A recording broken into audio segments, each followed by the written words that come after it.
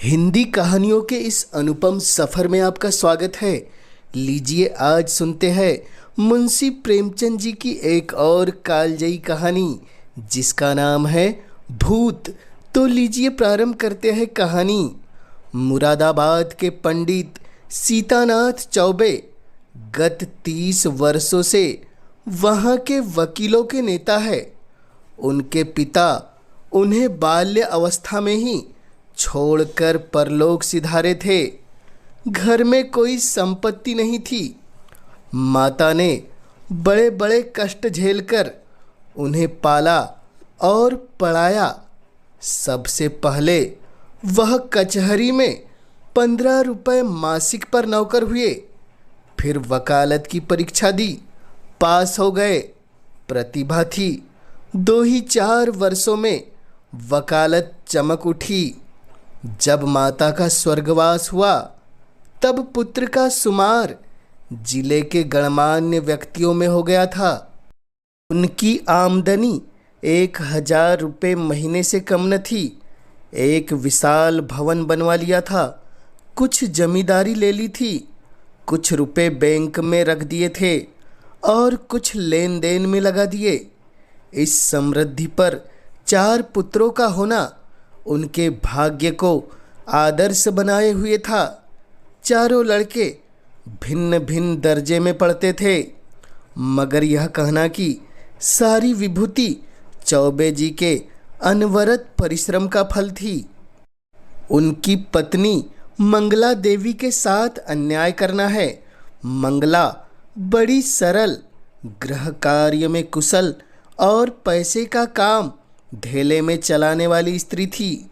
जब तक अपना घर न बन गया उसने 3 रुपये महीने से अधिक का मकान किराए पर नहीं लिया और रसोई के लिए मिश्राइन तो उसने अब तक नहीं रखी थी। उसे अगर कोई व्यसन था तो गहनों का, और चौबे जी को भी अगर कोई व्यसन था तो स्त्री के गहने पहनाने का। वह सच्चे पत्नी परायण मनुष्य थे। साधारणतः महफिलों में वेश्याओं से हंसी मजाक कर लेना उतना बुरा नहीं समझा जाता, पर पंडित जी अपने जीवन में कभी नाच गाने की महफिल में गए ही नहीं। 5 बजे तड़के से लेकर 12 बजे रात तक उनका व्यसन मनोरंजन, पढ़ना लिखना, अनुशीलन जो कुछ था कानून था। न उन्हें राजनीति से प्रेम था न जाति सेवा से। ये सभी काम उन्हें व्यर्थ से जान पड़ते थे।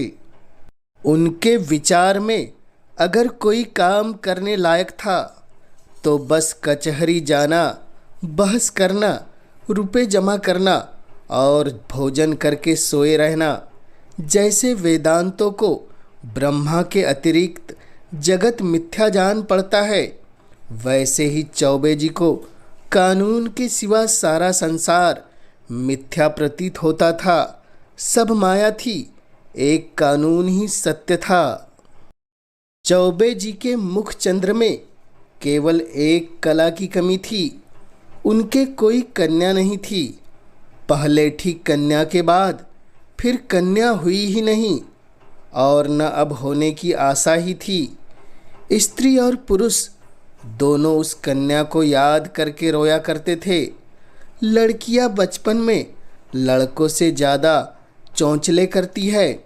उन चौंचलों के लिए दोनों प्राणी विकल रहते। माँ सोचती लड़की होती तो उसके लिए गहने बनवाती, उसके बाल गूंथती। लड़की पैजनियाँ पहने ठुमक ठुमक कर आंगन में चलती तो कितना आनंद आता। चौबे सोचते कन्यादान के बिना मोक्ष कैसे होगा। कन्यादान महादान है। जिसने यह दान न दिया उसका जन्म ही वृथा हो गया। आखिर यह लालसा इतनी प्रबल हुई कि मंगला ने अपनी छोटी बहन को बुलाकर कन्या की भांति पालने का निश्चय किया। उसके माँ बाप निर्धन थे, राजी हो गए। यह बालिका मंगला की सौतेली माँ की कन्या थी। बड़ी सुंदर और बड़ी चंचल थी। नाम था बिन्नी। चौबे जी का घर उसके आने से खिल उठा। 2-4 ही दिनों में लड़की अपने माँ बाप को भूल गई। उसकी उम्र तो केवल 4 वर्ष की थी, पर उसे खेलने की अपेक्षा कुछ काम करना अच्छा लगता था। मंगला रसोई बनाने जाती तो बिन्नी भी उसके पीछे पीछे जाती। उससे आटा गूंथने के लिए झगड़ा करती। तरकारी काटने में उसे बड़ा मज़ा आता था। जब तक वकील साहब घर में रहते तब तक वह उनके साथ दीवान खाने में बैठी रहती। कभी किताब उलटती, कभी दवात कलम से खेलती। चौबे जी मुस्कुराकर कहते, बेटी मार खाएगी। बिन्नी कहती, तुम मार खाओगे, मैं तुम्हारे कान काट लूँगी, जुजू को बुलाकर पकड़ा दूँगी। इस पर दीवान खाने में खूब कह कहे उड़ते। वकील साहब कभी इतने बाल्य वात्सल न थे। जब बाहर से आते तो कुछ न कुछ सौगात बिन्नी के वास्ते जरूर लाते और घर में कदम रखते ही पुकारते, बिन्नी बेटी चलो। बिन्नी दौड़ती हुई आकर उनकी गोद में बैठ जाती। मंगला एक दिन बिन्नी के लिए बैठी थी। इतने में पंडित जी आ गए। बिन्नी दौड़कर उनकी गोद में जा बैठी। पंडित जी ने पूछा, तू किसकी बेटी है? बिन्नी बोली, नहीं बताऊंगी। मंगला ने कहा, कह दे बेटा, जीजी की बेटी हूँ। पंडित जी बोले, तू मेरी बेटी है बिन्नी कि इनकी? बिन्नी ने कहा, नहीं बतलाऊंगी। पंडित जी बोले, अच्छा, हम आंखें बंद किए बैठते हैं। बिन्नी जिसकी बेटी होगी उसकी गोद में बैठ जाएगी। बिन्नी उठी और फिर चौबे जी की गोद में बैठ गई। पंडित जी बोले, मेरी बेटी है मेरी बेटी, ऐसा अपनी स्त्री से कहा, अब न कहना कि मेरी बेटी है। मंगला बोली, अच्छा जाओ बिन्नी, अब तुम्हें मिठाई नहीं दूंगी, गुड़िया भी न मंगा दूंगी। बिन्नी बोली, भैया जी मंगवा देंगे, तुम्हें न दूंगी। वकील साहब ने हंसकर बिन्नी को छाती से लगा लिया और गोद में लिए हुए बाहर चले गए। वह अपने इष्ट मित्रों को भी इस बाल क्रीड़ा का रस स्वादन कराना चाहते थे। आज से जो कोई बिन्नी से पूछता कि तू किसकी बेटी है, तो बिन्नी चट कह देती, भैया की। एक बार बिन्नी का बाप आकर उसे अपने साथ ले गया। बिन्नी ने रो रो कर दुनिया सिर पर उठा ली। इधर चौबे जी को भी दिन काटना कठिन हो गया। 1 महीना भी न गुजर पाया कि वह फिर ससुराल गए और बिन्नी को लिवा लाए। बिन्नी अपनी माता और पिता को भूल गई। वह चौबे जी को अपना बाप और मंगला को अपनी माँ समझने लगी। जिन्होंने उसे जन्म दिया था वे अब गैर हो गए। कई साल गुजर गए। वकील साहब के बेटों का विवाह हुए। उनमें से 2 अपने बाल बच्चों को लेकर अन्य जिलों में वकालत करने चले गए। 2 कॉलेज में पढ़ते थे। बिन्नी भी कली से फूल हुई। ऐसी रूप गुण सिल वाली बालिका बिरादरी में और नहीं थी। पढ़ने लिखने में चतुर, घर के काम धंधे में कुशल, बूटे कसीदे और सीने पिरोने में दक्ष, पाक कला में निपुण, मधुर भाषिणी, लज्जाशीला, अनुपम रूप की राशि। अंधेरे घर में उसके सौंदर्य की दिव्य ज्योति से उजाला होता था। उषा की लालिमा में, ज्योत्सना की मनोहर छटा में, खिले हुए गुलाब के ऊपर सूर्य की किरणों से चमकते हुए तुषार बिंद में भी वह प्राणप्रद सुषमा और वह शोभा न थी। श्वेत हेम कुटुमिनी पर्वत में भी वह शीतलता न थी जो बिन्नी अर्थात विंध्येश्वरी के विशाल नेत्रों में थी। चौबे जी ने बिन्नी के लिए सुयोग्य वर खोजना शुरू किया। लड़कों की शादियों में दिल का अरमान निकाल चुके थे, अब कन्या के विवाह में हौसले पूरे करना चाहते थे। धन लुटाकर कीर्ति पा चुके थे। अब दान दहेज में नाम कमाने की लालसा थी। बेटे का विवाह कर लेना आसान है, पर कन्या के विवाह में आबरू निबाह से ले जाना कठिन है। नौका पर सभी यात्रा करते हैं, जो तैर कर नदी पार करे वही प्रशंसा का अधिकारी है। धन की कमी नहीं थी, अच्छा घर और सुयोग्य वर मिल गया। जन्म पत्र मिल गए, बनावट बन गया, फलदान और तिलक की रस्में भी अदा कर दी गई। पर हाय रे दुधैव, कहाँ तो विवाह की तैयारियां हो रही थी।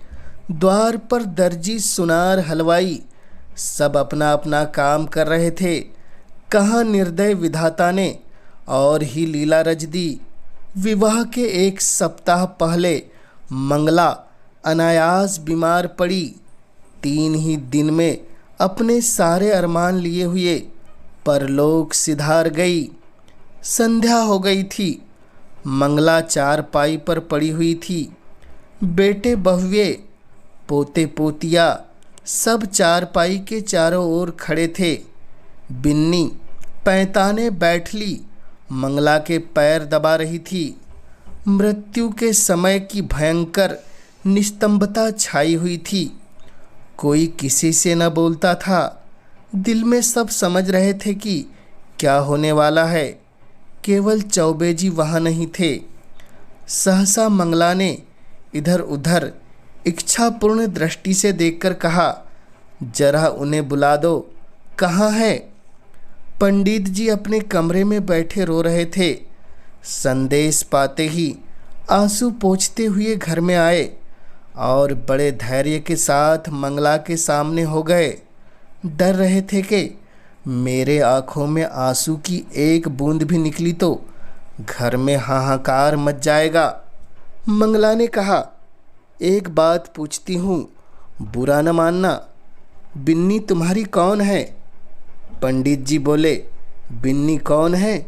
मेरी बेटी है। और कौन? मंगला ने कहा, हाँ, मैं तुम्हारे मुंह से यही सुनना चाहती थी। उसे सदा अपनी बेटी समझते रहना। उसके विवाह के लिए मैंने जो जो तैयारियां की थी उनमें कुछ कांट छांट मत करना। पंडित जी बोले, इसकी कुछ चिंता न करो। ईश्वर ने चाहा तो उससे कुछ ज़्यादा धूमधाम के साथ विवाह होगा। मंगला बोली, उसे हमेशा बुलाते रहना। तीज त्योहार में कभी मत भूलना। पंडित जी बोले, इन बातों की मुझे याद दिलाने की ज़रूरत नहीं। मंगला बोली, मैं यह सोच रही हूँ कि इसी साल उसका विवाह कर देना। पंडित जी बोले, इस साल कैसे होगा? मंगला ने कहा, यह फागुन का महीना है, जेठ तक लगन है। पंडित जी बोले, हो सकेगा तो इसी साल कर दूंगा। मंगला बोली, हो सकने की बात नहीं, जरूर कर देना। पंडित जी बोले, कर दूंगा। इसके बाद गोदान की तैयारियां होने लगी। बुढ़ापे में पत्नी का मरना बरसात में घर गिरने के बराबर होता है। फिर उसके बनने की आशा नहीं होती। मंगला की मृत्यु से पंडित जी का जीवन अनियमित हो गया। लोगों से मिलना जुलना छूट गया। कई कई दिन कचहरी नहीं जाते, जाते भी तो बड़े आग्रह से। भोजन से अरुचि हो गई। विंध्येश्वरी उनकी दशा देखकर दिल में कुढ़ती और यथासाध्य उनका दिल बहलाने की चेष्टा करती थी। वह उन्हें पुराणों की कथाएं पढ़कर सुनाती, उनके लिए तरह तरह के भोजन सामग्री पकाती और उन्हें आग्रह अनुरोध के साथ खिलाया करती थी। जब तक वह न खा लेते, आप कुछ नहीं खाती थी। गर्मी के दिन थे। रात को बड़ी देर तक उनके पैताने बैठी पंखा झला करती और जब तक वह सो न जाते तब तक आप भी सोने नहीं जाती। वह जरा भी सिर दर्द की शिकायत करते तो तुरंत उनके सिर में तेल डालती। यहाँ तक कि रात को जब उन्हें प्यास लगती तब खुद दौड़ कर आती और उन्हें पानी पिलाती। धीरे धीरे चौबे जी के हृदय में मंगला केवल एक सुख की स्मृति रह गई। एक दिन चौबे जी ने बिन्नी को मंगला के सब गहने दे दिए। मंगला का यह अंतिम आदेश था। बिन्नी फूली नहीं समाई। उसने उस दिन खूब बनाव सिंगार किया। जब संध्या के समय पंडित जी कचहरी से आए तो वह गहनों से लदी हुई उनके सामने कुछ लजाती और मुस्कुराती हुई आकर खड़ी हो गई। पंडित जी ने सतृष्ण नेत्रों से देखा। विंध्येश्वरी के प्रति अब उनके मन में एक नया भाव अंकुरित हो रहा था। मंगला जब तक जीवित थी वह उनसे पिता पुत्र के भाव को सजग और पुष्ट कराती रहती थी। अब मंगला नहीं थी, अतएव वह भाव दिन दिन शिथिल होता जाता था। मंगला के सामने बिन्नी एक बालिका थी। मंगला की अनुपस्थिति में वह एक रूपवती युवती थी, लेकिन सरल हृदय बिन्नी को इसकी रत्ती भर भी खबर न थी कि भैया के भावों में क्या परिवर्तन हो रहा है। उसके लिए वह वही पिता के तुल्य भैया थे। वह पुरुषों के स्वभाव से अनभिज्ञ थी। नारी चरित्र में अवस्था के साथ मातृत्व का भाव दृढ़ होता जाता है। यहाँ तक कि एक समय ऐसा आता है जब नारी की दृष्टि में युवक मात्र पुत्र तुल्य हो जाते हैं। उसके मन में विषय वासना का लेस भी नहीं रह जाता। किंतु पुरुषों में यह अवस्था कभी नहीं आती। उनकी कामेंद्रिया क्रियाहीन भले ही हो जाए, पर विषय वासना संभवतः और भी बलवती हो जाती है। पुरुष वासनाओं से कभी मुक्त नहीं हो पाता, बल्कि ज्यों-ज्यों अवस्था ढलती है त्यों-त्यों ग्रीष्म ऋतु के अंतिम काल की भांति उसकी वासना की गर्मी भी प्रचंड होती जाती है। वह तृप्ति के लिए नीच साधनों का सहारा लेने को भी प्रयुक्त हो जाता है। जवानी में मनुष्य इतना नहीं गिरता, उसके चरित्र में गर्व की मात्रा अधिक रहती है।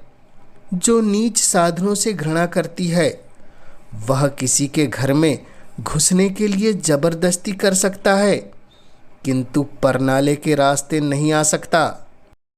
पंडित जी ने बिन्नी को सतृष्ण नेत्रों से देखा और फिर अपनी इस उच्छलता पर लज्जित होकर आंखें नीची कर ली। बिन्नी इसका कुछ मतलब नहीं समझ सकी। पंडित जी बोले, तुम्हें देखकर मुझे मंगला की उस समय की याद आ रही है जब वह विवाह के समय यहाँ आई थी। बिल्कुल ऐसी सूरत थी, यही गोरा रंग, यही प्रसन्न मुख, यही कोमल गात, यही लचीली आंखें। वह चित्र अभी तक मेरे हृदय पट पर खींचा हुआ है, कभी नहीं मिट सकता। ईश्वर ने तुम्हारे रूप में मेरी मंगला मुझे फिर दे दी। बिन्नी बोली, आपके लिए क्या जलपान लाऊं? पंडित जी बोले, ले आना, अभी बैठो। मैं बहुत दुखी हूँ। तुमने मेरे शोक को भुला दिया है। वास्तव में तुमने मुझे जिला लिया, नहीं तो मुझे आशा नहीं थी कि मंगला के पीछे मैं जीवित रहूँगा। तुमने प्राण दान दिया, नहीं जानता तुम्हारे चले जाने पर मेरी क्या दशा होगी। बिन्नी बोली, कहाँ चले जाने के बाद? मैं तो कहीं नहीं जा रही हूँ। पंडित जी बोली, क्यों, तुम्हारे विवाह की तिथि आ रही है, चली ही जाओगी। बिन्नी सकुचाती हुई बोली, ऐसी जल्दी क्या है? पंडित जी बोले, क्यों जल्दी नहीं, जमाना हंसेगा। बिन्नी बोली, हंसने दीजिए, मैं यहीं आपकी सेवा करती रहूँगी। पंडित जी बोले, नहीं बिन्नी, मेरे लिए तुम क्यों हलकान होगी, मैं अभागा हूँ। जब तक जिंदगी है जीऊँगा, चाहे रोकर जीऊँ चाहे हंसकर। हंसी मेरी भाग्य से उठ गई, तुमने इतने दिनों संभाल लिया, यही क्या कम एहसान किया। मैं यह जानता हूँ कि तुम्हारे जाने के बाद कोई मेरी खबर लेने वाला नहीं रहेगा। यह घर तहस नहस हो जाएगा और मुझे घर छोड़कर भागना पड़ेगा। पर क्या किया जाए, लाचारी है। तुम्हारे बिना अब मैं यहाँ क्षण भर भी नहीं रह सकता। मंगला की खाली जगह तो तुमने पूरी की, अब तुम्हारा स्थान कौन पूरा करेगा। बिन्नी बोली, क्या इस साल रुकी नहीं सकती? मैं इस दशा में आपको छोड़कर नहीं जाऊंगी। पंडित जी बोले, अपने बस की बात तो नहीं, वे लोग आग्रह करेंगे तो मजबूर होकर करना ही पड़ेगा। बिन्नी बोली, बहुत जल्दी मचाए तो आप कह दीजिएगा, अब नहीं करेंगे। उन लोगों के जी में जो आए सो करे, यहाँ कोई उनका दबेल बैठा हुआ है क्या? पंडित जी बोले, वे लोग अभी से आग्रह कर रहे हैं। बिन्नी बोली, आप फटकार कर क्यों नहीं कह देते? पंडित जी बोले, करना तो है ही, फिर विलंब क्यों करूं? यह दुख और वियोग तो एक दिन होना ही है। अपनी विपत्ति का भार तुम्हारे सिर क्यों रखूं?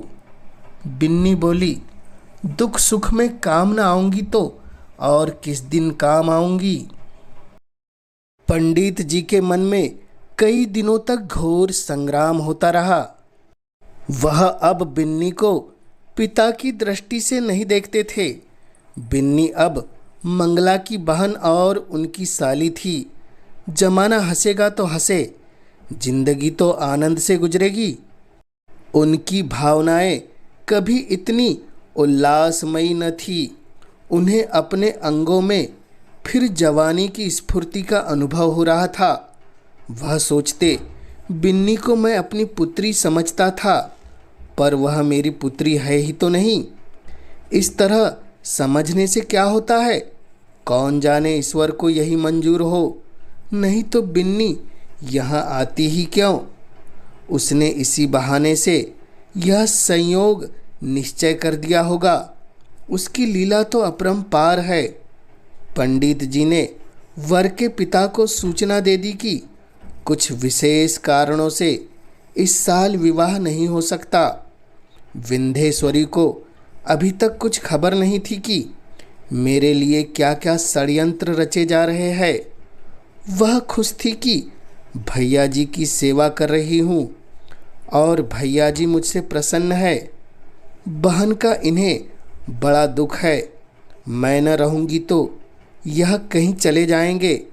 कौन जाने साधु सन्यासी न हो जाए, घर में कैसे मन लगेगा। वह पंडित जी का मन बहलाने का निरंतर प्रयास करती रहती, उन्हें कभी मनमारे न बैठने देती। पंडित जी का मन अब कचहरी में नहीं लगता था।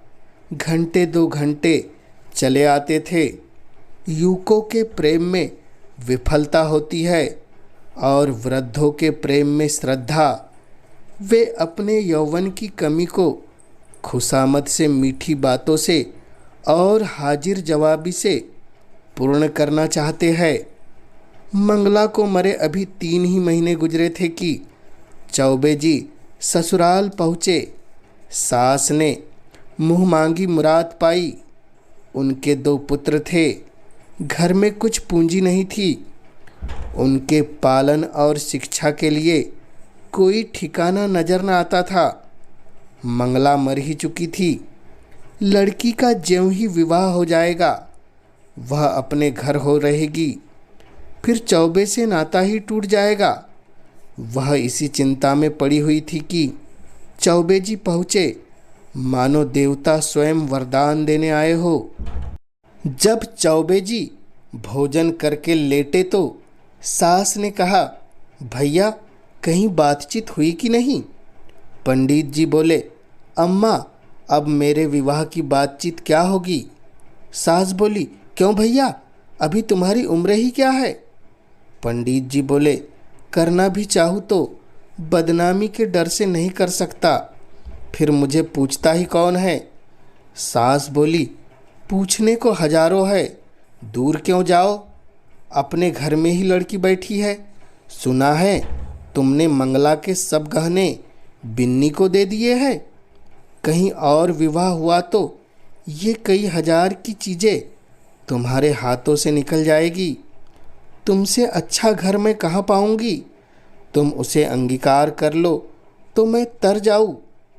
अंधा क्या मांगे, दो आंखें। चौबे जी ने मानो विवश होकर सास की प्रार्थना स्वीकार कर ली। बिन्नी अपने गांव के कच्चे मकान में अपनी माँ के पास बैठी हुई है। अब की चौबे जी ने उसकी सेवा के लिए एक लौंडी भी साथ कर दी है। विंध्येश्वरी के दोनों छोटे भाई विस्मित हो होकर उसके आभूषणों को देख रहे हैं। गांव की और कई स्त्रियां उसे देखने आई हुई है और उसके रूप लावण्य का विकास देखकर चकित हो रहे हैं। यह वही बिन्नी है जो यहाँ मोटी फरिया पहने खेला करती थी। रंग रूप कैसा निखर आया है, सुख की देह है ना। जब भीड़ कम हुई, एकांत हुआ, तो माता ने पूछा, तेरे भैया जी तो अच्छी तरह है ना। बेटी, यहाँ आए थे तो बहुत दुखी थे। मंगला का शोक उन्हें खाए जाता है। संसार में ऐसे मर्द भी होते हैं जो स्त्री के लिए प्राण दे देते हैं। नहीं तो यहाँ स्त्री मरी और चट दूसरा ब्याह रचाया। मानो मनाते रहते हैं कि यह मरे तो नई नवेली बहू घर लाए। विंध्येश्वरी बोली, उन्हें याद करके रोते हैं। चली आई हूँ, न जाने कैसे होंगे। माता बोली, मुझे तो डर लगता है कि तेरा ब्याह हो जाने पर कहीं घबराकर साधु फकीर न हो जाए। विंध्येश्वरी बोली, मुझे भी तो यही डर लगता है, इसी से तो मैंने कह दिया कि अभी जल्दी क्या है। माता बोली, जितने ही दिन उनकी सेवा करेगी उतना ही उनका स्नेह बढ़ेगा और तुम्हारे जाने से उन्हें उतना ही दुख अधिक होगा। बेटी, सच तो यह है कि वह तुम्ही को देखकर जीते हैं। इधर तुम्हारी डोली उठी और उधर उनका घर सत्यानाश हुआ। मैं तुम्हारी जगह होती तो उन्हीं से ब्याह कर लेती। विंध्येश्वरी बोली, ए हटो अम्मा, गाली देती हो। उन्होंने मुझे बेटी करके पाला है, मैं भी उन्हें अपना पिता। माता बोली, चुप रहे पगली, कहने से क्या होता है। विंध्येश्वरी बोली, अरे सोच तो अम्मा, कितनी बेढंगी बात है। माता बोली, मुझे तो इनमें कोई बेढंगापन नहीं दिखाई पड़ता। विंध्येश्वरी बोली, क्या कहती हो अम्मा, उनसे और मेरा। मैं तो लाज के मारे मर जाऊँ, उनके सामने तक न रह सकूँ। वह भी कभी न मानेंगे, मानने की बात भी हो भी तो। माता बोली, उनका जिम्मा मैं लेती हूँ, मैं उन्हें राजी कर लूँगी, तू राजी हो जा। याद रख, यह कोई हंसी खुशी का ब्याह नहीं है, उनकी प्राण रक्षा की बात है, जिसके सिवा संसार में हमारा और कोई नहीं। फिर अभी उनकी कुछ ऐसी उम्र भी तो नहीं है, 50 से 2 ही 4 साल ऊपर होंगे। उन्होंने एक ज्योतिषी से पूछा भी था, उसने उनकी कुंडली देखकर बतलाया कि आपकी ज़िंदगी कम से कम 70 वर्ष की है। देखने सुनने में भी वह 100-200 में एक आदमी है। बातचीत में चतुर माता ने कुछ ऐसा शब्द व्यू रचा कि सरल बालिका उसमें से निकल न सकी। माता जानती थी कि प्रलोभन का जादू इस पर नहीं चलेगा। धन का, आभूषणों का, कुल सम्मान का, सुखमय जीवन का उसने जिक्र तक नहीं किया। उसने केवल चौबे जी की दयनीय दशा पर जोर दिया। अंत को विंध्येश्वरी ने कहा, अम्मा, मैं जानती हूँ कि मेरे न रहने से उनको बड़ा दुख होगा। यह भी जानती हूँ कि मेरे जीवन में सुख नहीं लिखा है। अच्छा, उनके हित के लिए मैं अपना जीवन बलिदान कर दूंगी। ईश्वर की यही इच्छा है तो यही सही। चौबे जी के घर मंगल गान हो रहा था। विंध्येश्वरी आज वधू बनकर इस घर में आई है। कई वर्ष पहले वह चौबे जी की पुत्री बनकर आई थी। उसने कभी स्वप्न में भी नहीं सोचा कि मैं एक दिन इस घर की स्वामिनी बनूंगी। चौबे जी की सज धज आज देखने योग्य है। तंजेब का रंगीन कुर्ता, कतरी और संवरी हुई मूछें, खिजाब से चमकते हुए बाल, हंसता हुआ चेहरा, चढ़ी आंखें, यौवन का पूरा स्वांग था। रात बीत चुकी थी। विंध्येश्वरी आभूषणों से लदी हुई, भारी जोड़े पहने फर्श पर सिर झुकाए बैठी। उसे कोई उत्कंठा न थी, भय न था, केवल यह संकोच था कि मैं उनके सामने कैसे मुंह खोलूंगी। उनकी गोद में खेली हूँ, उनके कंधों पर बैठी हूँ, उनकी पीठ पर सवार हुई हूँ, कैसे उन्हें मुंह दिखाऊंगी। मगर वे पिछली बातें क्यों सोचूं? ईश्वर उन्हें प्रसन्न रखे। जिसके लिए मैंने पुत्री से पत्नी बनना स्वीकार किया वह पूर्ण हो, उनका जीवन आनंद से व्यतीत हो।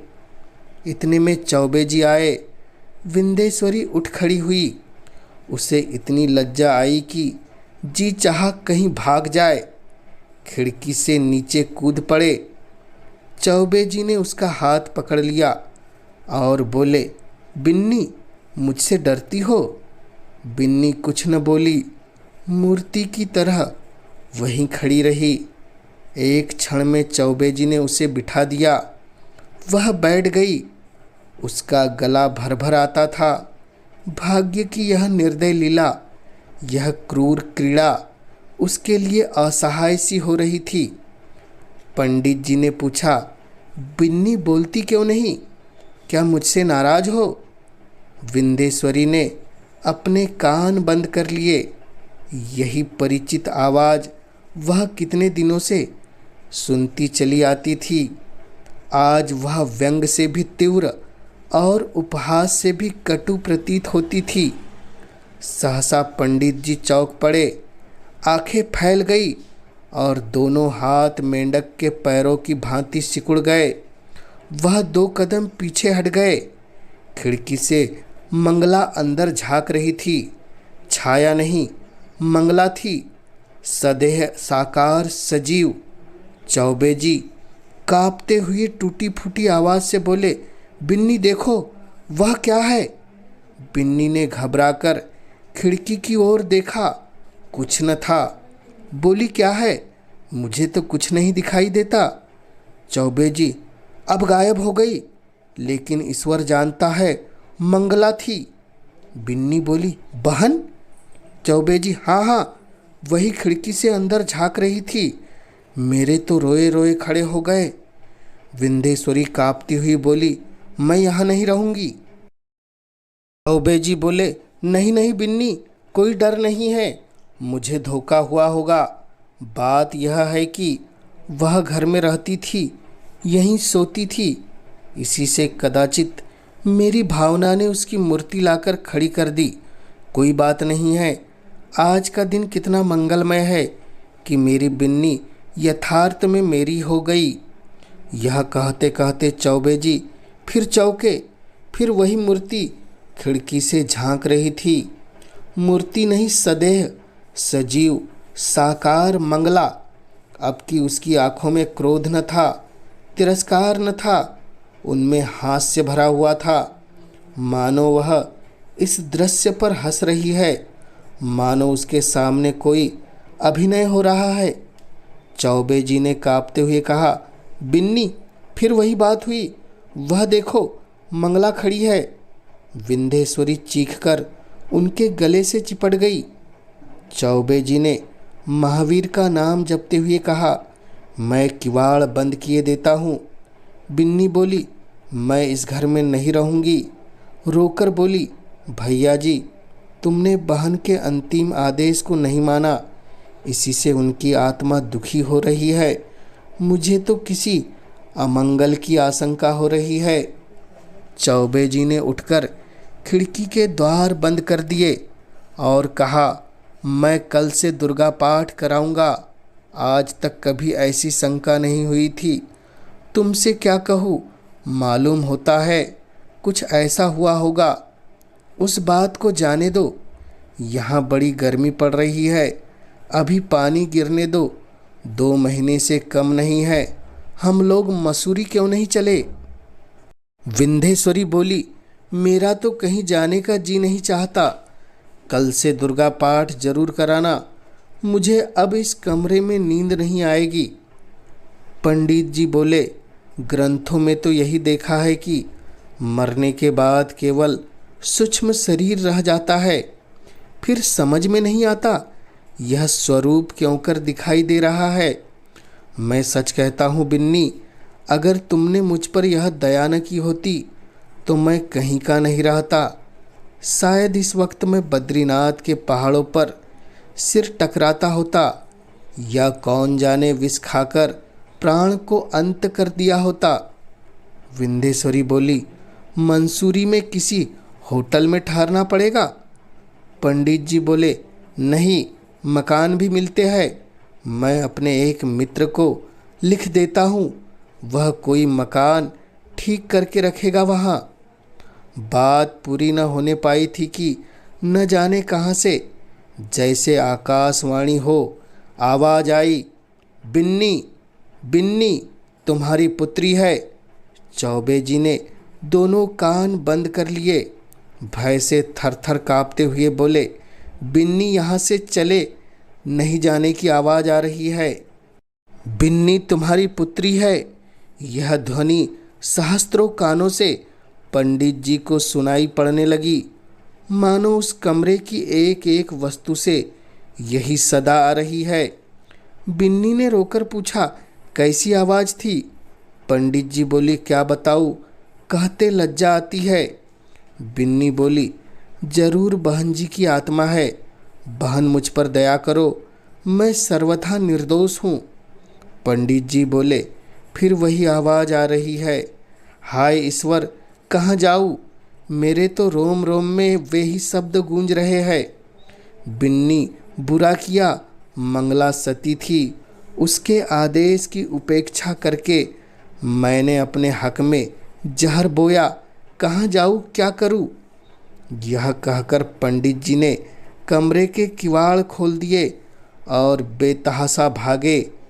अपने मर्दाने कमरे में पहुंचकर वह गिर पड़े, मूर्छा आ गई। विंध्येश्वरी भी दौड़ी, पर चौखट से बाहर निकलते ही गिर पड़ी। यह कहानी भूत आपको कैसी लगी हमें कमेंट्स के माध्यम से ज़रूर बतलाइए। और इस चैनल पे पहली बार आपने दी है दस्तक तो इस चैनल को ज़रूर सब्सक्राइब करके हमें अनुग्रहित करें, ताकि आप तक ऐसी रोचक कहानियाँ और किस्से सबसे पहले पहुंच सके। इस कहानी के माध्यम से हमसे जुड़े रहने के लिए आपका पूरे दिल से धन्यवाद।